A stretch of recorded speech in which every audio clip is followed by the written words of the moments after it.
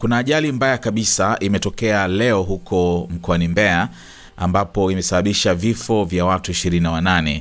Taarifa hiyo ni kuwa watu hao wamefariki na wengine 9 wamejeruhiwa vibaya katika ajali hiyo ya barabarani ambayo imehusisha lori lenye shehena ya unga wa ngano lilokuwa likielekea nchini Zambia kutoka Dar es Salaam. Ajali hiyo imetokea katika mteremko mkali wa mlima Mbalizi mkoani Mbeya baada ya lori hilo kufeli breki na kugonga magari mawili ikiwemo daladala ya abiria kabla magari hayo kutumbukia katika korongo la mto Mbalizi. Akithibitisha kutokea kwa ajali hiyo, kamanda wa polisi wa mkoa wa Mbeya, kamishna msaidizi wa polisi CACP Benjamin Kuzaga, amesema juhudi za uokoaji zilianza mara moja kwa kushirikiana na vyombo mbalimbali vya usalama na wakazi wa eneo hilo.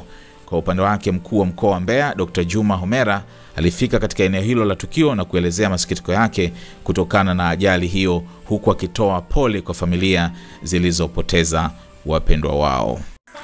Wateja wako watarajiwa wanaangalia video hii.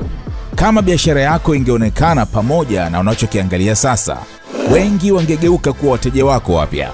Tuandikie sasa info@snstz.com au WhatsApp pekee 0659 250 389. Tuifikishe biashara yako kwa wana SNS.